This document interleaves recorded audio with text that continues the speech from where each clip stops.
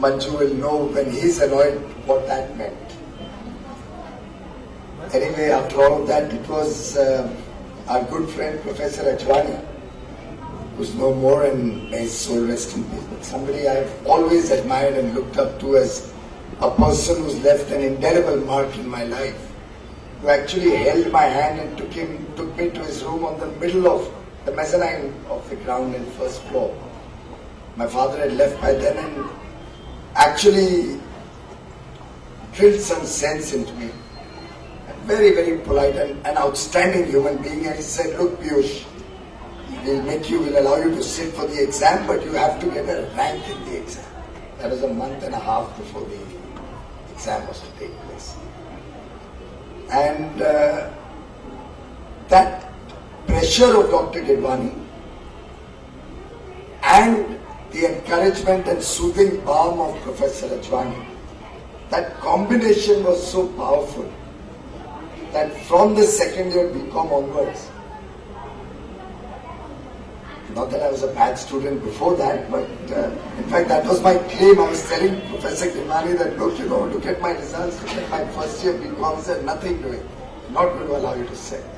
But that beautiful combination of carrot and stick that I experienced that day was truly a learning which I have never forgotten since then, which helped me do well in the second year BCom, then the final year BCom. I think I stood third in the university, or second in the university, I don't remember, in BCom. Only because of that Professor Ajwani's soothing touch and his encouragement that, look, you have the potential and you've got to do it. And then after that, my law years or CA years, I kept in regular touch with Professor Ajwani. And I promise you, it's what I am today, if at all I am anything, if at all I've been able to achieve anything, it's thanks to those mistakes I made, and thanks to that healing touch or that soft hand that held me and brought me up to here. And the reason I'm referring to this is only to juxtapose it to the problem that the world is facing today. When we look at the environment, when we talk about greenhouse gases, when we look at COP21, which has just successfully concluded an agreement amongst over 190 nations in the world to find a solution. It took the world many, many years and decades to understand the inconvenient truth. It took a lot of effort around the world. We've had 2 or 3 absolutely failed conferences of parties, COPs before that, when the world could not come to an agreement. But it's only when they realized how serious the entire issue is, and when everybody conspired together with a healing touch to find a solution to the problem, both the carrot and the stick of what could happen to the world if we don't find a solution, and the carrot that we are all in it together, we all have to work together. We may have different responsibilities. Some countries who have polluted may have to work more aggressively, we may have to pay for that pollution. Other countries like ours who are really not responsible for this situation at hand, but still as a global conscious citizen, as a responsible citizen, has to play its part. When everybody gets together to understanding what the problem is, it's only then that the world becomes a better place to live in, and it's only then that we can be successful in our efforts. Energy conservation, energy efficiency, these are very integral parts of COP21, if you were to ask me. All of these lead to leaving behind a better planet for the next generation. And I'm delighted that the Department of Life Sciences at KC College has put together this national conference on energy audit for educational institutions. Because, as Niranjan alluded to, very clearly, our future is in our hands, but the world's future is more in your hands. And Niranjan and all of us are beyond an age where we can at best do a little bit more. But what each of you youngsters can contribute to this whole effort is phenomenal. And For India, it will not be something new. India's story, if one was to look back into history, shows that, and I'm sure all of us, the guys who are beyond 40 or 50 in this room, will recall that at our young age, when we were kids, we could never leave a room without the mother or father chiding us for not having switched off the fan or switched off the light. I suspect, except Niranjan, many of us didn't even have air conditioners at that time. But I don't think I could ever leave a room without my mother telling me, have you switched off the light? Is the fan switched off? And you come to circa 2016 and we would usually call up from our mobile, call up home, it's a very, very hot and sultry afternoon. Whatever, Ramu, Shamu, whoever is at home, switch on the air conditioner so that the room is cooled by nature. That's the transformation that has taken place not only in India, across the world. That's the kind of consumption waste that we are finding more and more. And India is still far behind. As Niranjan said, maybe we are still at one of the lowest energy consumption levels in the world, 1,100 units per capita. But I would urge you to look at that in the course of your conference in a different context. That 1,100 units per capita is not a true reflection of where the waste is coming from. We still have over 250 million people who don't have energy. We have over 600 million people whose energy consumption every month would be under 30 units a month. And it's an elite 100 million people. Many of them would be in this room.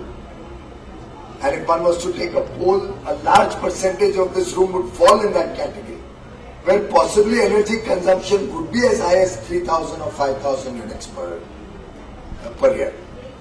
So India has this wide disparity, and therefore it becomes more incumbent on all of us to look at this subject with more sincerity, greater detail, with a passion and a mission. Because every unit of energy that we will save, conserve, be efficient about, has two dimensions. There is one dimension of, I don't know if any of you has heard Prime Minister Modi talk about it, and it actually was an eye-opener for me too, that 1 unit of electricity saved is equivalent to 1.3 units of electricity generated, considering the transmission losses, the distribution losses, aggregate technical losses along the way by the time you get it into your home, conversion of AC to DC to AC, all of those technical issues. And then relate that to COP21, to the environment, to the degradation of the environment, to the pollution all around us, and see the power of conservation, the power of being more energy efficient. And you can't tell that poor man who hardly has any access or maybe no access. It's all of us who will have to become more conscious. But you know what my experience of 19 months tells me? It tells me it's that poor man for whom that every rupee also counts, who's more conscious of converting his bulb to an LED bulb than probably all of us in this room. Which is why when KC College told me that they put together this conference, typically when any request comes, it goes through a whole process in government. Fortunately, Prime Minister Modi is breaking all those walls and shattering the bureaucratic control that is there in the system. So the first recommendation comes, no, you said this is not a program for the minister to be attending. But for me, it's not only my own college, it's my alma mater, but for me it's a subject of passion, it's a subject I'm most focused on. And it's a subject where I believe if it can be a partnership of the youth of India, if it can be a shared responsibility of all of us to take forward in mission mode, we can transform the energy sector in India. Because the second dimension, not only about saving that 1 or 1.3 unit of electricity, the second dimension is where my focus is, that every unit of energy that we shall save will go to provide energy to a poor person's home, will help to light the life of a poor person. And just like my father, 70 years ago, had to study under a street light, even to graduate and then do his engineering. I hope no child in this country after 2019 ever has to study in anything but a good LED bulb and never has to be deprived of quality education for lack of electricity, lack of power in Israel. Our mission is that by 2019 we want every home to be connected, to have power. The Prime Minister on 15th August 2015 announced that within 1,000 days we'll reach electricity to those 18,452 villages. With 68 years after independence, ladies and gentlemen, are still deprived of energy. And it's a shame for all of us that thousands of villages in a country 7 decades after we became independent still don't have access to energy. And you can imagine, well imagine, these are those villages which are probably at the remotest corners. Many of them in Naxalite affected or the Maoist affected, deep jungles at the top of mountains. But Prime Minister Modi is focused that we want to make sure that every child in this country gets electricity.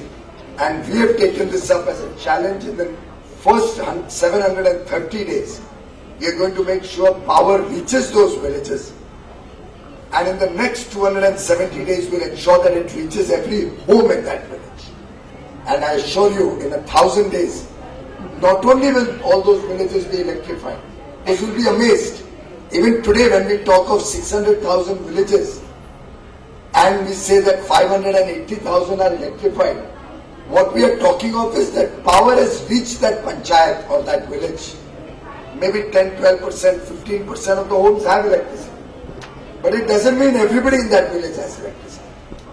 So often I get people who come to me and say, look, we have power, we have a line which does come up to our village, but all of us don't get electricity, we don't have connection in our homes. So the effort now is not only to focus on reaching electricity to the village and giving in some sense, a false statistic that, oh, we've electrified that village, which was the erstwhile explanation or definition of electrifying India or reaching power for all. But we changed the paradigm on that. Every home has to get electrified. Every person has to get affordable energy access. That is the mission on which we are working.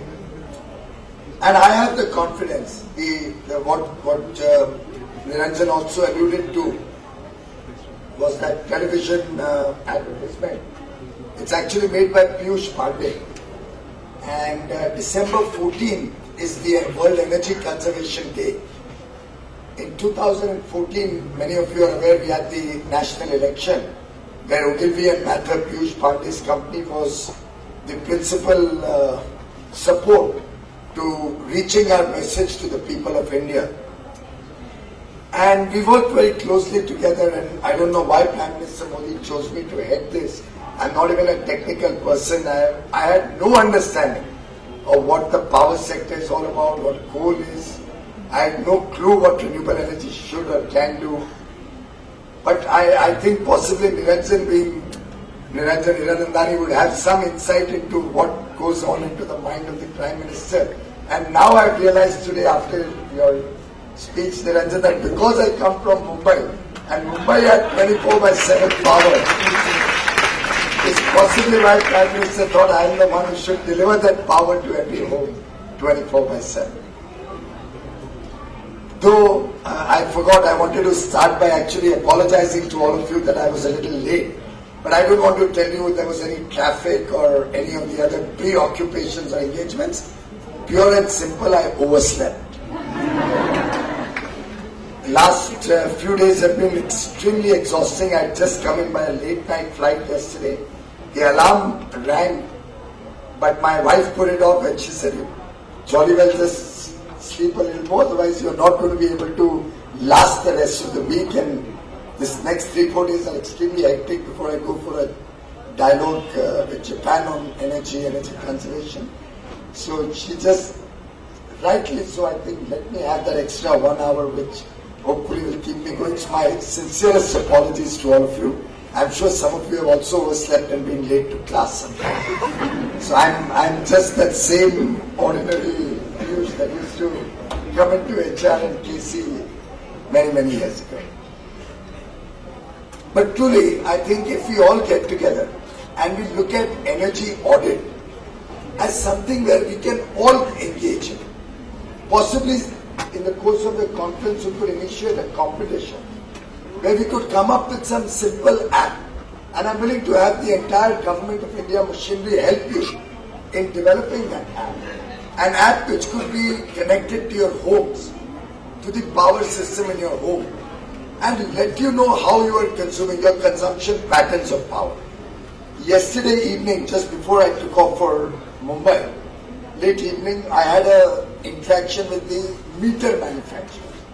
And under Uday, the Ujjwal Discom Assurance Yojana, we had planned that everybody who consumes more than 200 units of electricity will be connected with a smart meter. So yesterday, all the meter manufacturers were in a room with me. Even after I left, I suspect they would have been working till 11 or 12 last night. They were trying to put together a smart meter, which is not a Rolls Royce or a Mercedes. Because the moment you add too many features, it becomes worth 10 or 20,000 rupees. I put them a target that I want a smart meter for a 3-digit number, under 1,000 rupees. It should have a communication device so it can communicate with your mobile phones and with the electricity utility servers. It should be tamper-proof. It should allow net metering so that as more and more of you get into solar energy on your rooftops or renewable energy, you can possibly have two-way sale and purchase of power into the system. Your surplus power when you're at school or college or work can be fed back into the grid. And it should be smart enough to help a person identify his consumption pattern and moderate and control how he uses or wastes energy. I'm sure by the time they would have wound up last night, they'll come to some common understanding of what that meter could be. And if we can couple that with a device that your initiative can devise, a simple app. You imagine the power that you are leaving from your home, and you can at any time in the day check that did you leave anything on? Is there any wastage of electricity while none of us were at home? Is anyone who's working in your home, the help, domestic help or anybody, merrily switching on the air conditioners and letting it flow the whole day in your absence? So it may not happen that while you are at home you are conserving energy and somebody else in the day is wasting energy. I remember since I mentioned about Japan, my last visit to Japan was soon after Fukushima. And many of you may be aware that they had shut down their entire nuclear installations as a precaution after the Fukushima incident. The entire nation got together and decided that their air conditioning will be pegged at 25 degrees centigrade. Look at the national spirit, look at that spirit and that power of nationalism and concern for your country.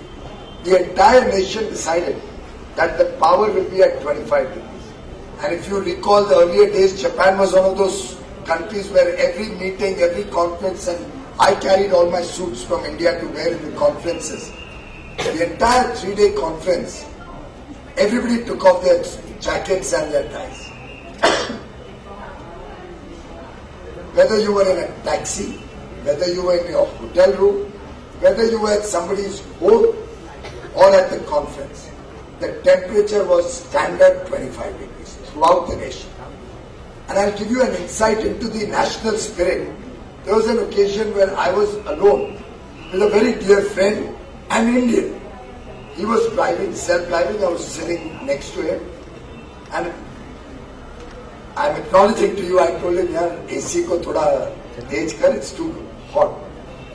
And we were just the two of us. There was nobody who could have ever come to know that we had done turned on the air conditioner to cool better and reduce the temperature from 25. And he refused. He said, no, 25 is the limit, I cannot go down. He was an Indian, but in Japan and Tokyo, in an environment of nationalism, the true spirit of supporting a national cause. And he refused to allow the temperature to go down even a spot from 25 degrees. And that is how the whole nation was able to manage without their entire nuclear power. But not a single home, not a single office ever had to suffer a power outage or a power cut. Something what Niranjan was doing. That's what the power of a shared responsibility. That's what the power of all of us in it being together. That's what the power of youth can do.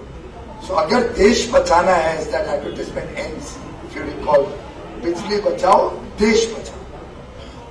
And I'll tell you why I say that.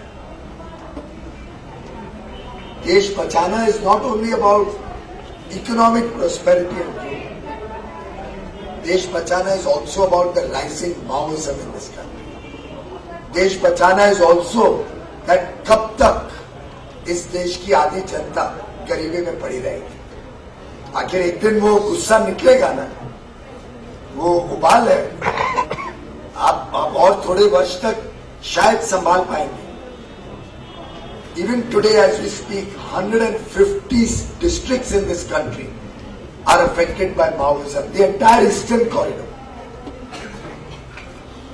Andhra Pradesh, Madhya Pradesh, Chhattisgarh, Jharkhand, Odisha, Paschim Bengal, the entire stretch and 150 districts are under severe pressure of Naxalite and Maoist activities. By the way, we have tribal areas less than 70-80 kilometers from here in Vada and Palghar. I don't recollect that place. W se naam hai kya hai? Vada. In Vada, in fact, that's the first place in my life. I was a 12, 13-year-old boy when my mother took me to Vada, to a tribal hostel and a tribal school that Manvasi Kalyan Ashram used to run and continues to run today. That was my first exposure to what rural India is, what poverty is, what deprivation is. But that was when 35, 40 years ago. Can we still afford to have a Vada in the hardly a few kilometers from Mumbai? How many more years do you think we can keep people in this country deprived of basic amenities, road connectivity, electricity, jobs, opportunities for a decent living, opportunity for good health care, education?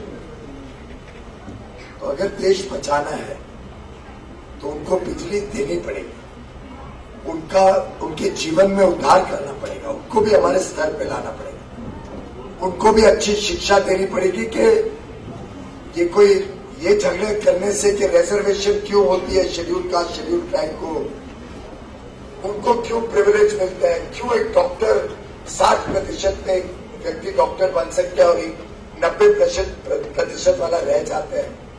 ये argument flawed है. The kind of access and benefits that we enjoy when we are studying, an air-conditioned room, access to good libraries. Mr. Google tells us all, internet, computers, calculators, good quality books, Jhapala's digest if you are doing law.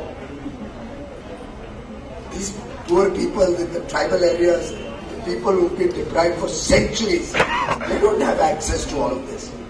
It's a completely unfair competition that we are living in. And which is why, rather than focusing our energies on fighting about it, if we were to all focus our energies on doing something about it, so that everybody gets an equal opportunity to compete on equal terms.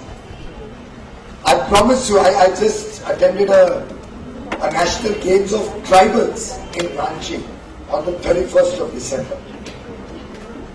And it was heart-rending, heartwarming to see the enthusiasm, the capabilities of those youngsters there, who don't get these opportunities but have the inherent strength and power to be able to do so much more. I think it's time that we, each one of us, sees that every unit of energy that we will save as going to light the home of a tribal, light the home of a poor person, light the home of rural India. Give them this very basic amenity so that we can actually save this country from chaos, possibly from... I'm so scared to even think about what could happen if this country does not in rapid mode reach out the benefits of growth, benefits of industrialization, quality education, healthcare, jobs, skill development, give them the benefits of the digital revolution. And in that sense, if all the youth of this country gets into a reverse mode from the good old days, when the parents used to tell us, switch off the fan and switch off the light. Today the time has come that you will have to tell us. All of you will have to become the ambassadors of energy efficiency and energy conservation. And tell your parents, ask your parents, have you converted all the lighting to LEDs? Have you looked at the app which the government has launched, which shows you which products? There's a 2-star rating, 3-star rating, 5-star rating of every electrical appliance. At least most of them, and we are adding more. Have you looked that up before you bought an air conditioner? Did you make sure that the air conditioner you buy is energy efficient, consumes less energy? In any case, in Mumbai, our electricity bills are exorbitant. So every unit of, a good air conditioner, a 5-star, 4-star air conditioner, has a payback of less than 1 year. Not that I'm sitting here to market air conditioners. But imagine the power of an LED bulb. India consumes or has about 770 million incandescent bulbs, some of them CFLs.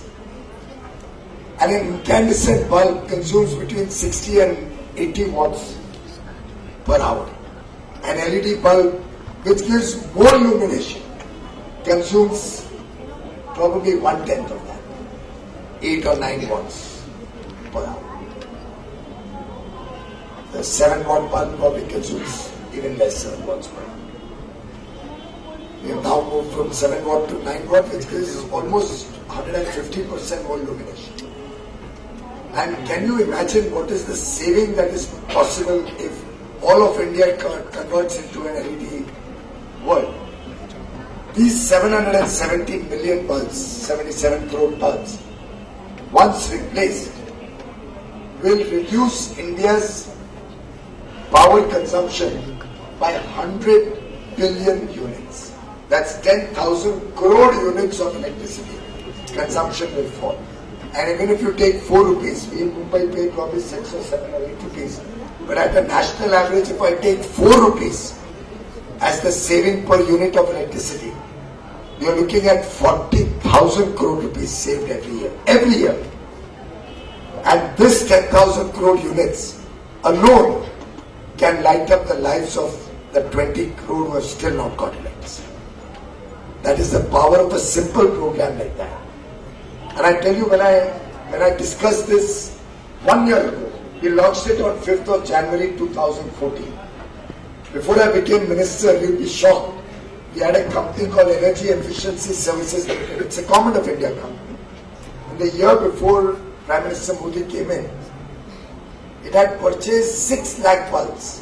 6 lakh bulbs and given it around at a price of about 310 rupees. That was a 7 watt bulb. 310 rupees per bulb. Prime Minister launched this program on 5th January last year, and soon after that we were at Davos, and I was talking to the world CEO of Philips at a luncheon. He was right next to me, and I was telling him my plans that I want to replace 770 million LED bulbs by 2019. We had a conversation. I thought it was a brilliant conversation. I didn't realize what I had done until 3 months ago when he came and he sought a meeting, came and met me in Delhi. So after the pleasantries, I said, tell me, what can I do for you? He says, nothing. I've only come to acknowledge that at Davos, at that luncheon table when you were articulating your vision for India, I had completely disbelieved you. In my mind, I thought it's a young fellows coming from a third world country, backward country, coming with fanciful ideas that will replace 770 bulbs with LED in 3.5 years. And I promise each one of you that maybe not 2019, but by 2018, this country will be 100% million. And without a single rupee of subsidy. Government used to give a subsidy in those good old days and give 6 lakh bulbs. Today, that same company, ESL, is distributing on full payment. On a staggered, it's an innovative payment mechanism, 10 rupees upfront, 10 rupees a month for 8 or 9 months after that, and which is less than the monthly saving in your electricity bill for each bulb. And that company is distributing 4 lakh bulbs per day, 6 lakh a year in the year 13-14, currently at 4 lakh bulbs per day, and by later this year, it will be 10 lakh bulbs per day that will be given out without 1 rupee of subsidy. And I tell you the secret behind the success of this. I'm only giving you these examples to my young friends, boys and girls, because these are lessons which will help you in your life, not necessarily only in this subject of energy audit. I do hope you will take this up very actively, but I don't want to give you a theoretical bhashan on energy audit and its technical parameters. I'm sure you'll have enough of that in the course of the conference. But you know why this has been possible and successful? Sometime in March,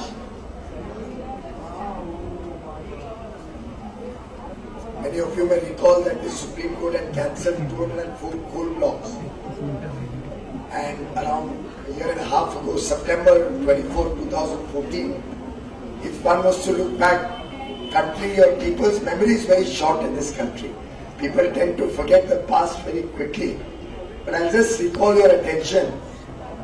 September 2014, when those 204 coal blocks were cancelled, by and large the national discourse was that we are just going to run out of power, all coal blocks, coal is insufficient in the country and the country is going to plunge into darkness. And in Parliament, every Monday and Thursday, I had at an average 100 questions I answered, oral and written, every Monday and 100 every Thursday at an average. Half of them used to be about coal shortages and power shortages. And the screaming headlines, and you know at that point of time, 2/3 of the power plants in the country had critical stocks. Less than 7 days of stock, which means if they didn't get enough coal, they could run out of power as coal and the power plant would have to shut down. That was the situation only a year and a half ago. And I remember in those days my focus was getting the auctions back on track, rather starting the auctions, getting transparency, a new law, getting pan-India approval to approve that law and start the auctions. I was working on all of that. I was sitting with Prime Minister Modi at his residence one morning and just giving him a rundown of the progress made and what I'm doing about it. After we finished the conversation, he just gave me a googly. Piyush, LED ke kitne bulb chale gaye? And I was stumped. I had come to discuss coal blocks. LED project was far behind in the background in my mind. 5th of January we had certainly launched by the Prime Minister, but my focus was more on getting the coal in place. And he said, Piyush, this is not how you will ever succeed in your program. Unless you monitor what's happening, you can't hold anybody accountable. And it's only when you hold people accountable that your program will succeed. I think it was one of those big management lessons that even Harvard did teach me, that Prime Minister Modi taught me in that 30-second conversation. 30 seconds. I went back to the office. We had some youngsters we've employed in the ESL recently for this LED program at that time. In 1 week, they prepared an app, and all of you can download that app. It's delp.in. From that app, you can get real-time data of exactly how many LED bulbs are being given out or sold every minute. So I think it updates itself every 30 seconds or 60 seconds. And across the country, every LED bulb that is given out is uploaded onto a computer, and real-time data comes onto this website. So this one company alone, EESL, is doing about 4 lakh bulbs every single day. Did any of you get that? delp.in on your mobile? Why don't you try? Is it 11, 12 right now? Okay, so I think your 3G here is not working properly. The last data I have, anybody here who's got Wi-Fi connected or 3G? delp.in. At 11:12, about 20 minutes, 30 minutes ago, we had already given out 4 crore 33 lakh 98,669 bucks. Somebody here has got the latest figure of 11:40 or whatever is the time. Anybody who's got 3G here? So, madam, you need to put in some Wi-Fi today.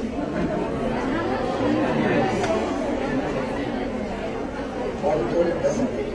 Can one of the children step out, open delp.in and come back with the latest figure so we can check in the last 30 minutes? You got it? Can you read it out?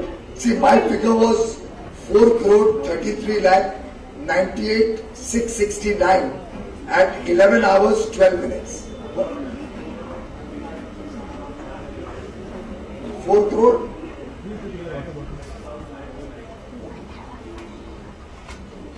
Oh, sorry, mine, I'm reading an old 2nd January data because I didn't have the latest. So now it is 4 crore 20,990. After a couple of minutes, you tell the people how much that has changed. After 5 minutes to 3 minutes. The idea is that now that it's real time, even at 2 o'clock in the night, I can look it up, check whether the progress is right. Every one of the officials in the government across India knows that they are being monitored. They could be held accountable if the progress is not good. If there's a slippage, they'll receive a call from me.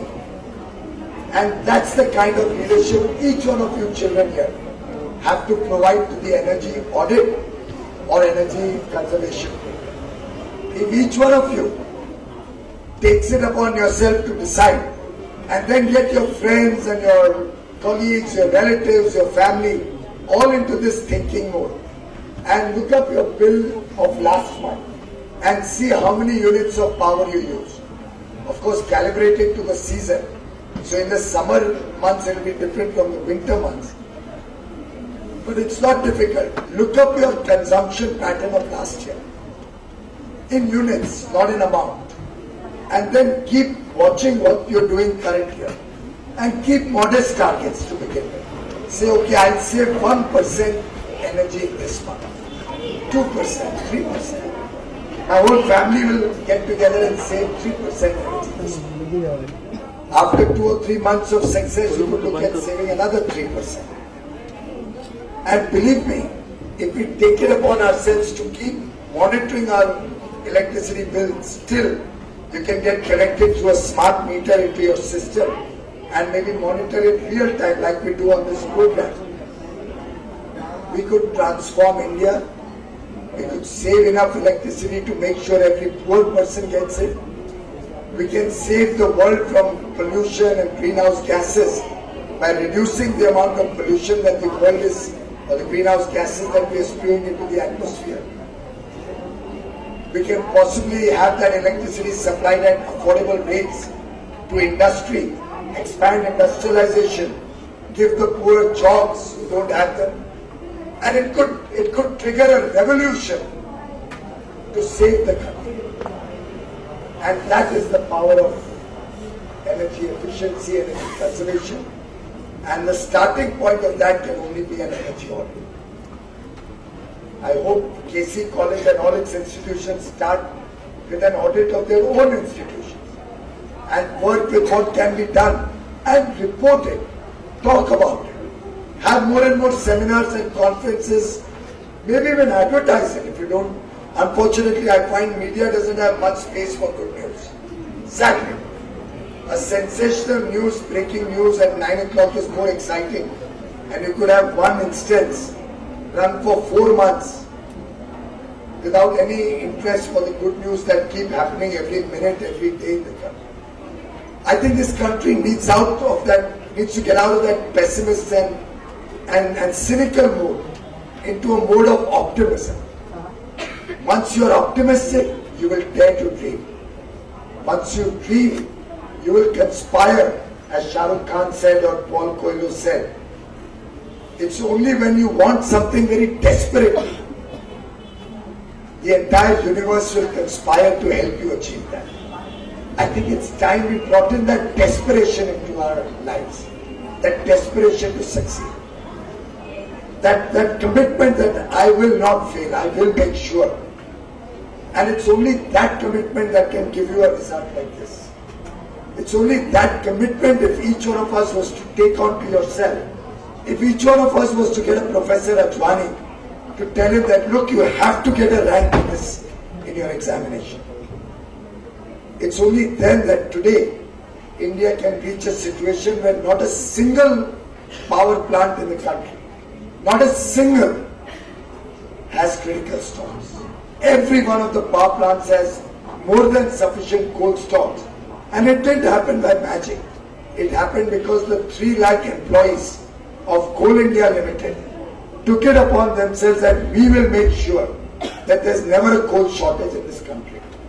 And those 3 lakh ordinary people, they're all the same. Coal India did not change even a single employee in the last 2 years. Maybe a few youngsters may have come in over the period of normal employment.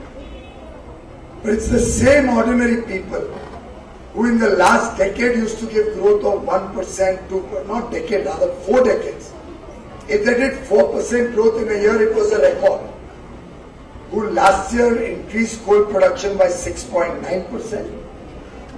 This year, on a larger expanded base, are already growing at 9.3% and will go into double digit before the year ends. So effectively, last year they added 32 million tons, which was more than the cumulative addition of 4 years before that. This year they'll add another 50 million tons to Coal India's production.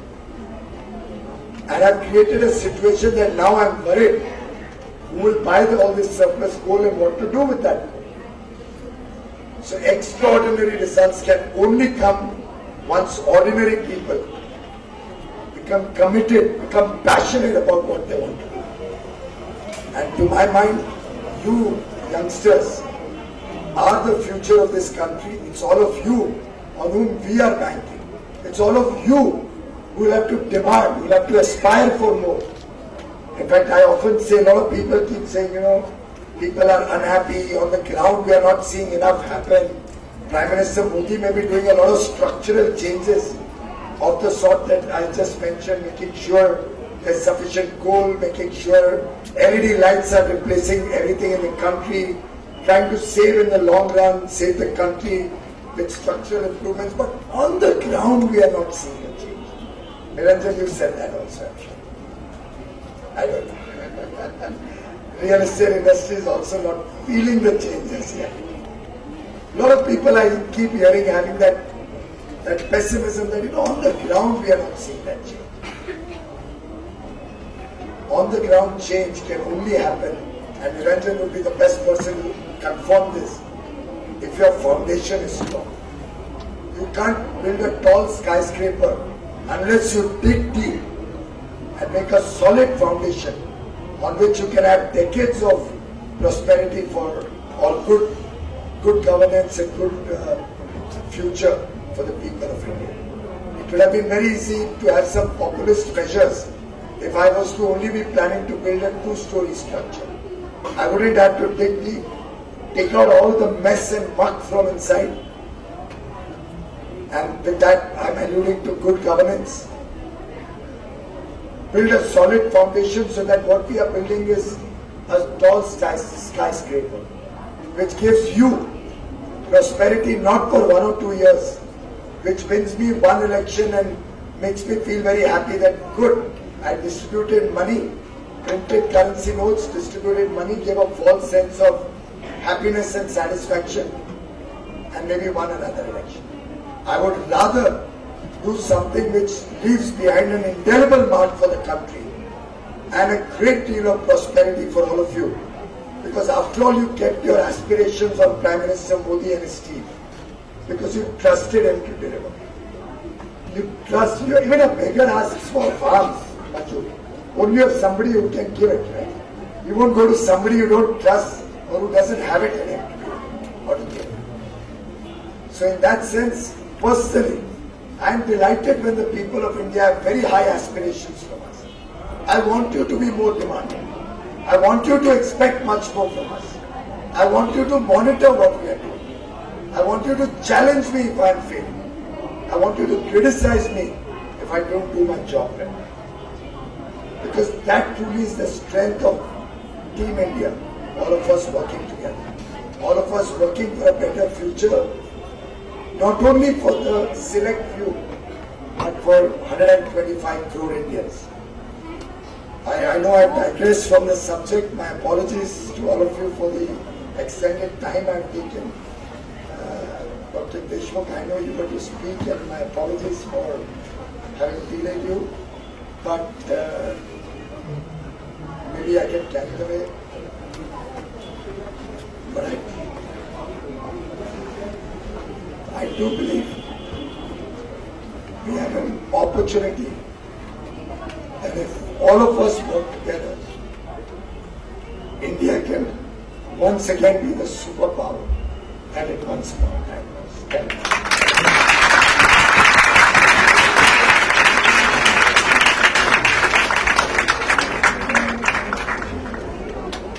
Thank you, Honorable Minister, for the honest, heartfelt reflections